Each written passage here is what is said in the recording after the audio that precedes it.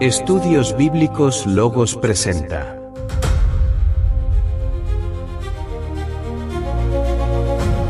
Gran enciclopedia temática y expositiva de la Biblia. En este capítulo presentamos el misterio de Melquisedec. Analizaremos todos los detalles que nos ofrece las Santas Escrituras en torno a este misterioso personaje.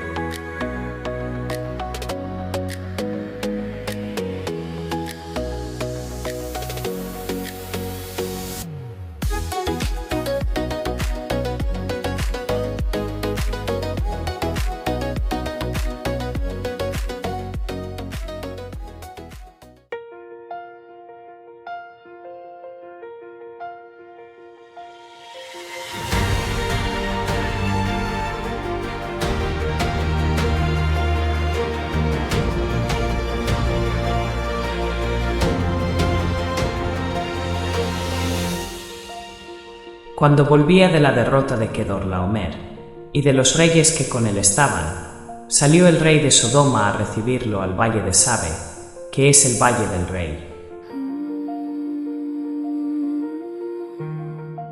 Tras la victoria militar en el año 1909 a.C., Abram inicia su retorno hacia el encinar de Mamre. En su trayecto decide desviarse por el Valle de Sabe, conocido posteriormente como el Valle del Rey. Esta ruta que bordea el lado oriental de lo que hoy es Jerusalén tenía como propósito escoltar a Lot de regreso a su zona, pero se convirtió en el escenario de un encuentro atípico.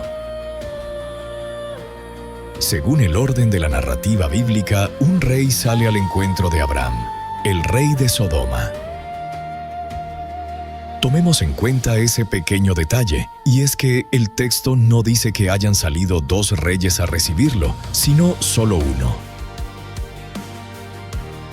Pero antes que el rey de Sodoma tenga unas palabras con Abram, hace su aparición de manera repentina otro personaje llamado Melquisedec. Entonces Melquisedec, rey de Salem y sacerdote del Dios Altísimo, sacó pan y vino, y le bendijo, diciendo: Bendito sea Abram del Dios Altísimo, creador de los cielos y de la tierra, y bendito sea el Dios Altísimo, que entregó tus enemigos en tu mano, y le dio a Abram los diezmos de todo. El texto bíblico lo menciona como rey de Salem, como si esta fuera una ciudad más como Sodoma, Gomorra o Jericó. Y la incógnita es: ¿por qué en el texto anterior se menciona que fue solo un rey quien salió a recibir a Abram? ¿Por qué no dice: salieron el rey de Sodoma y el rey de Salem a recibirlo al valle de Sabe?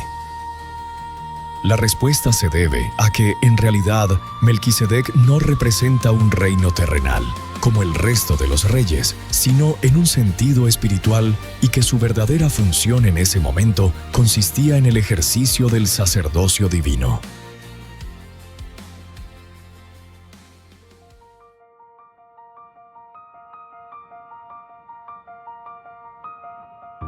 El rey de Sodoma y Melquisedec representan dos reinos y dos naturalezas completamente opuestas.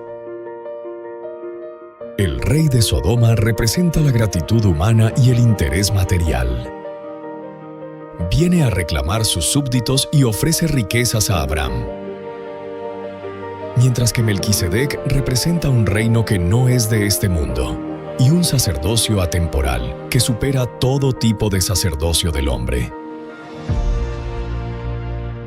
Su aparición es súbita, sin antecedentes genealógicos en el texto de Génesis. Melquisedec es uno de los mayores misterios de las Escrituras.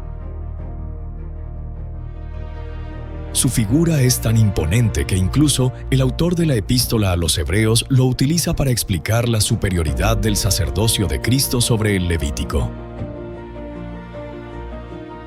¿Por qué es tan enigmático? Primero, por su escasez de registro.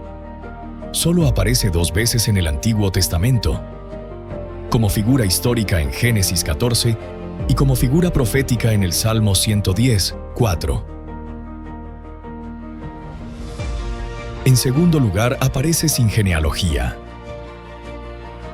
En un libro como Génesis, donde las genealogías son la columna vertebral de la historia, Melquisedec aparece sin padre, sin madre, sin genealogía, lo que le otorga un carácter de eternidad. Y por último, su doble rol. Su identidad representa un doble poder: rey, poder político, y sacerdote, poder espiritual. Una combinación que en Israel estaba estrictamente prohibida, pero que se cumple perfectamente en el Mesías. Muchos han teorizado que Melquisedec podría ser Sem, el hijo de Noé, quien según la cronología aún vivía en tiempos de Abraham. Otros una cristofanía, una aparición preencarnada del Hijo de Dios. Otros creen que se trata de un personaje histórico, un rey cananeo que, por revelación especial, se mantenía fiel al Dios Altísimo en medio de una tierra idólatra. Independientemente de su identidad biológica, el acto de Abraham de entregarle los diezmos de todo el botín reconoce que el sacerdocio de Melquisedec es superior al suyo. Abraham, el receptor de las promesas, se inclina ante el Rey de justicia y de paz.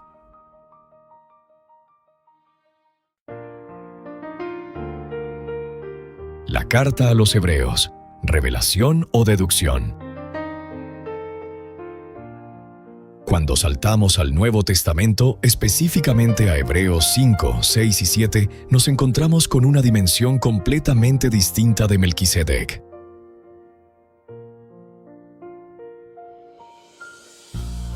El autor de la epístola no busca narrar historias, sino fundamentar la superioridad del sacerdocio de Cristo. El autor hace una declaración impactante que ha dejado perplejos a los estudiosos por siglos. Sin padre, sin madre, sin genealogía, que ni tiene principio de días, ni fin de vida, sino hecho semejante al Hijo de Dios, permanece sacerdote para siempre. Como bien podemos observar, nada de esto aparece literalmente en la Antigua Escritura. En el texto de Génesis 14, Melquisedec aparece y desaparece sin dejar rastro de su origen. El autor de Hebreos toma este silencio del registro bíblico y le da una interpretación más profunda en torno a este personaje. Pero, ¿de dónde obtiene esta información, adicional a lo que ya estaba escrito en los libros de la ley?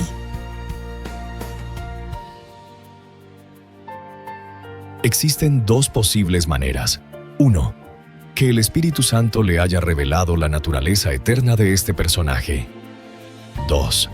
Que haya hecho una deducción tipológica, es decir, que al no haber registro de su nacimiento ni de su muerte en las genealogías de Moisés, el autor deduce que en las Escrituras Melquisedec se presenta como una figura eterna para prefigurar a Jesús. El real sacerdocio, una combinación única.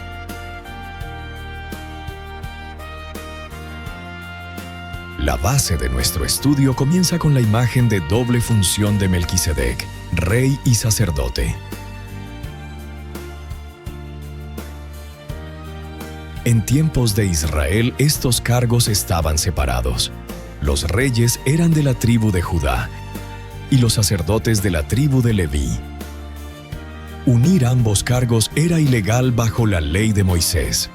Por lo tanto, Melquisedec es el único modelo previo a Cristo de un real sacerdocio, que no procede de este mundo. Esta exclusividad es lo que lo convierte en el tipo perfecto de Jesús, quien es nuestro Rey y nuestro sumo sacerdote para siempre.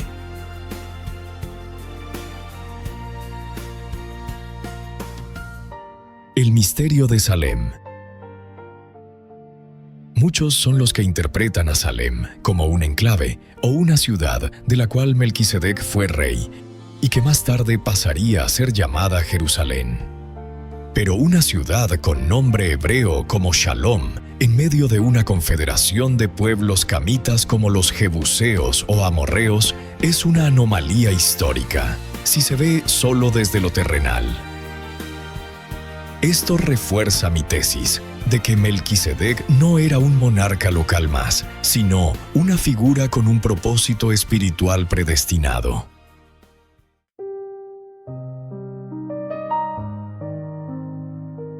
Al analizar el título Rey de Salem, nos enfrentamos a una revelación que trasciende la geografía política del año 1909 a.C.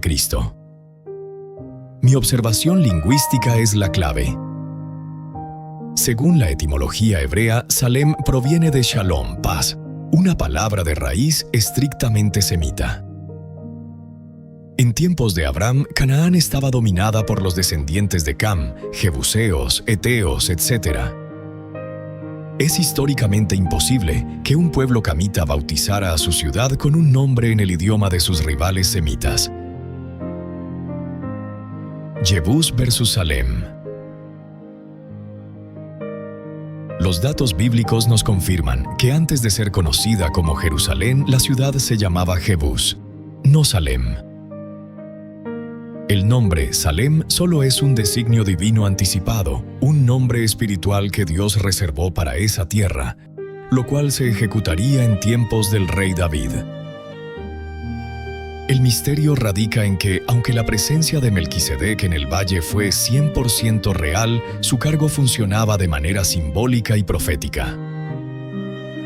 Su encuentro con Abraham, incluyendo el rito del pan y el vino, es un espejo de la Santa Cena y del sacrificio de Cristo que ocurriría siglos más tarde en ese mismo suelo. Melquisedec ostenta dos títulos que están relacionados con su nombre y que definen su naturaleza. Primero, como Rey de Justicia, significado directo de su nombre, Malquitzedek. Segundo, como Rey de Paz, título derivado de su procedencia divina. El autor de la carta a los Hebreos describe muy bien que el título como Rey de Justicia, así como Rey de Salem, está ligado con su nombre. A quien asimismo dio Abraham los diezmos de todo, cuyo nombre significa primeramente Rey de Justicia, y también Rey de Salem, esto es, Rey de Paz. Esto nos indica que cuando se hace mención de Melquisedec como rey de Salem, no se está refiriendo a un gobierno sobre una porción de tierra o ciudad, sino a la investidura de su función o su cargo. El conflicto de la genealogía. ¿Existe la posibilidad de que Melquisedec fuera cananeo? ¿Podría un jebuseo, bajo el linaje de Canaán, ocupar un cargo tan glorioso? Si Melquisedec fuera un jebuseo, pertenecería a una descendencia que estaba bajo una maldición profética. Resulta ilógico que alguien de ese linaje fuera hecho semejante al Hijo de Dios, y que el propio Abraham, el portador de la promesa, le rindiera diezmos. Según Hebreos 7, el menor es bendecido por el mayor. Si Melquisedec bendijo a Abraham, su jerarquía espiritual es superior, y esto descarta que fuera un rey pagano convertido o un simple vecino de la zona. En conclusión, no estamos ante un rey terrenal que heredó un trono jebuseo, sino ante un hombre cuyo sacerdocio es imperecedero y cuyo origen no puede rastrearse entre las familias de Canaán. El misterio del sacerdocio premosaico. La aparición del término sacerdote con Melquisedec es una interrupción súbita en el texto. Antes de él, los patriarcas actuaban como cabezas de familia que levantaban altares, pero no bajo una estructura sacerdotal formal. Hasta el encuentro en el Valle del Rey, la Biblia no había utilizado la palabra sacerdote. Esto nos obliga a replantear lo que entendemos por ministrar a Dios antes de la ley de Moisés. Según Hebreos 7, versos 6 y 7, la jerarquía de Melquisedec es indiscutible. Él bendijo a aquel que tenía las promesas. En la lógica bíblica, el menor es bendecido por el mayor. Esto coloca a Melquisedec por encima de Abraham y, por extensión, por encima de todo el sacerdocio levítico que nacería de los lomos de Abraham siglos después. Existe una interrogante lógica fundamental. ¿Dónde ministraba Melquisedec? Personajes como Potifera, Egipto o Jetro, Madián, son llamados sacerdotes porque servían en santuarios físicos, dedicados a sus deidades locales. Si Melquisedec era sacerdote del Dios Altísimo, la lógica humana buscaría un templo. Sin embargo, sabemos que el tabernáculo en el desierto se ordenó construir unos 416 años más tarde. Mi conclusión es contundente. Jehová no tenía un santuario de piedra en tiempos de Abraham. Entonces, ¿qué tipo de sacerdote era Melquisedec? A diferencia de los levitas, que necesitaban un edificio y un ritual externo para acercarse a Dios debido a la ley, Melquisedec parece operar en una dimensión de acceso directo a El Elión. Si ya hubiera existido un santuario y un sacerdocio perfecto en una ciudad supuesta llamada Salem, no habría habido necesidad de establecer el sistema levítico, el cual la misma Escritura califica como inferior y temporal. El acto de ofrecer pan y vino en lugar de sacrificios de sangre en ese momento refuerza la idea de que su sacerdocio no estaba ligado al rito de expiación del antiguo pacto, sino a una comunión que prefiguraba el nuevo pacto. Pregunta clave. Si no había santuario físico ni genealogía sacerdotal previa, ¿de dónde emana la autoridad de este hombre? Esto nos lleva directamente a considerar su identidad no como un cargo heredado, sino como una designación eterna. El propósito de la figura de Melquisedec. Para comprender la identidad de este personaje, debemos interpretar las palabras de Hebreos 7:3, sin padre, sin madre, sin genealogía, no solo como un silencio literario, sino como una realidad espiritual. La interpretación más acertada, según el estudio, es que Melquisedec no era un monarca terrenal convencional. Su real sacerdocio proviene de haber estado ante la presencia misma de Dios en el santuario celestial. Cuando dice que tiene semejanza con el Hijo de Dios, es porque, al igual que Jesús, Melquisedec aparece en la historia humana como un enviado del reino de los cielos. Aunque se manifestó en una figura humana, su origen y su ministerio no dependen de una línea sucesoria terrenal. Por esta razón, Abraham, el depositario de la promesa terrenal, reconoce en él a un representante directo de El Elión, el Dios Altísimo, y le entrega los diezmos. El paralelo con Enoc, la naturaleza de los trasladados. Planteamos una pregunta clave. ¿Cómo puede un hombre de naturaleza humana habitar en el reino celestial? La respuesta se encuentra en los precedentes de las mismas Escrituras. Tenemos el caso de Enoc. Al igual que Melquisedec, Enoc es un enigma. La Biblia registra que, a la edad de 365 años, caminó pues Enoc con Dios y desapareció porque le llevó Dios. Fue trasladado sin ver muerte. ¿Para qué llevaría Dios a un hombre a su reino antes de tiempo? La existencia de Melquisedec sugiere que Dios mantiene una clase de justos en su santuario celestial para cumplir misiones específicas en la tierra en momentos críticos de la historia. Conclusión del misterio.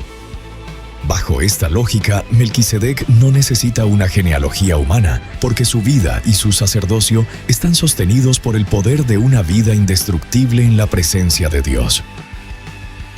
Él es el custodio del sacerdocio original, aquel que no depende de la carne ni de la sangre, y que fue reservado para ser entregado finalmente a Jesús el Mesías.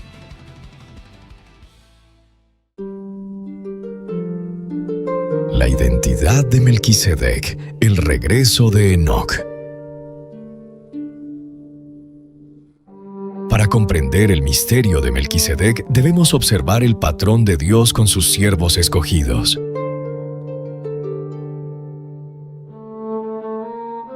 Solo 4 humanos han sido extraídos de los lazos definitivos de la muerte para misiones específicas. Levantados de entre los vivos, Enoc y Elías. Levantados de entre los muertos, Moisés y Jesús. Esta capacidad divina de levantar personas demuestra que el propósito de Dios sobre un individuo puede trascender su tiempo biológico original. La misión de Enoc en la tierra. El propósito de haber llevado a Enoc al cielo a la edad de 365 años no fue solo preservarlo, sino prepararlo para una misión sacerdotal superior. Durante los siglos que Enoc estuvo en el reino de los cielos, ejerció funciones en el santuario celestial, un rango mucho mayor que el futuro sacerdocio aronita. El regreso como Melquisedec. Enoc vuelve a la tierra, de la misma manera que Elías lo hizo en la figura de Juan el Bautista. En el año 1909 a.C., bajo la figura de Melquisedec, aparece físicamente para bendecir a Abraham y abrir el camino espiritual de la promesa. Al igual que el profeta Elías, quien vio la muerte en la persona de Juan el Bautista, Enoc, en su manifestación como Melquisedec, habría terminado su labor y visto la muerte finalmente. Pero con la diferencia de que el profeta Elías no dormiría hasta el final de los tiempos, como Enoc, ya que aún le falta una aparición al lado de Moisés en los tiempos apocalípticos. Por otro lado, Enoc o Melquisedec, habiendo cumplido su labor en bendecir a Abraham, estará descansando hasta la llegada del milenio. Esto explica por qué en la visión de Zacarías 4 y en Apocalipsis 11 solo aparecen 2 testigos, Moisés y Elías, y no 3. Mi análisis establece una distinción clara en el destino de estos hombres enviados. ¿Por qué solo 2 testigos al final? La prueba de que Enoc, como Melquisedec, no regresó al cielo tras su encuentro con Abraham reside en las visiones proféticas. Si Enoc estuviera aún en el tabernáculo celestial como un olivo activo, las visiones de Zacarías y Juan mostrarían a 3 personajes. Al aparecer solo 2, se confirma que la misión de Enoc terminó con la bendición del Padre de la Fe.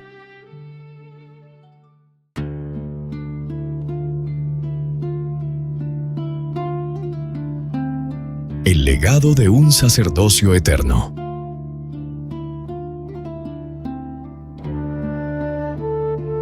Podemos considerar que Enoc fue el primer y único sacerdote del Dios Altísimo mencionado en las Escrituras, antes de la era mosaica o levítica, y que fue revelado a los hombres por medio de Melquisedec. No servía en un templo de piedra, sino que traía consigo la liturgia del cielo. Su aparición fue el sello divino sobre la promesa y el gran compromiso de Dios con los hombres, recordándole a Abraham que su lucha no era solo por tierras o sobrinos, sino por un plan eterno que involucraba el santuario mismo de Dios. Como bien se mencionó antes, en la tradición hebrea se ha especulado que Melquisedec era Sem, hijo de Noé. Sin embargo, es más probable que haya sido alguien más ancestral. Enoc, el bisabuelo de Sem. Dios envió a Enoc desde el santuario celestial para ministrar en el lugar que él había escogido como su morada eterna en la tierra, Jerusalén. Moriah, el territorio reservado. Antes de ser conocida como Jerusalén, toda la región, desde Belén hasta el Monte de los Olivos, era llamada las tierras de Moriah. Mientras los jebuseos habitaban los alrededores del monte, la cumbre permanecía libre de construcciones paganas. La presencia de Melquisedec actuaba como un escudo espiritual que preservaba el monte para el plan de redención. En el Valle del Cedrón, Valle del Rey, Melquisedec no solo entrega pan y vino a Abraham, sino que le estaba entregando simbólicamente las llaves de la tierra que había elegido para morar su nombre, Jerusalén. La evolución del nombre, de Jebús a Jerusalén. Existe una confusión común sobre los nombres de la ciudad en la Biblia, lo cual tratamos de clarificar mediante la redacción de los escribas. Primeramente, Jebús era el nombre de un bastión cananeo. Ni Judá ni Benjamín pudieron conquistarlo totalmente durante siglos. Segundo, Jerusalén, cuyo nombre significa fundada en paz, surge luego de la conquista del rey David, al convertirse en rey de toda Israel. Ahora bien, ¿por qué aparece el nombre de Jerusalén en el libro de Josué, como si ya existiera con ese nombre? La razón de toda esta confusión es porque el libro de Josué fue redactado o editado en tiempos de David. Los paréntesis en versículos como Josué 18:28, donde se describe que Jebús es Jerusalén, son aclaraciones de los escribas, para que el lector de la época de la monarquía entendiera que se referían a la actual capital. No sería ya hasta el año 1050 a.C. cuando el rey David logró tomar la fortaleza llamada Jebús. En ese lugar, David levantó una ciudad que llevaría su nombre, llamada Ciudad de David. Y el nombre de Sión comenzó a extenderse, pasando de ser un simple monte al occidente de Moriah hasta convertirse en el nombre que llevaría toda la zona que comprende, desde el palacio de David hasta la explanada del templo, dejando el nombre de Moriah en desuso para los profetas posteriores. El real sacerdocio, la imagen del Mesías. La bendición de Melquisedec sobre Abraham no fue un acto protocolario. Fue la instauración de un real sacerdocio, realeza más sacerdocio que el sistema de Aarón nunca pudo igualar. Jesús no es sacerdote según la ley humana de Leví, sino según el orden de Melquisedec. Como bien lo señala el apóstol Pedro en su primera carta, capítulo 2, verso 9, la meta final de Dios es un pueblo adquirido, una nación de reyes y sacerdotes. Ratificado más tarde en el libro del Apocalipsis, capítulo 1, verso 6, donde dice que reinarán sobre la tierra. El pan y el vino ofrecidos a Abraham en el 1909 a.C. fueron la sombra exacta de lo que Jesús haría en su última noche, uniendo el pacto de Abraham con la redención de la humanidad.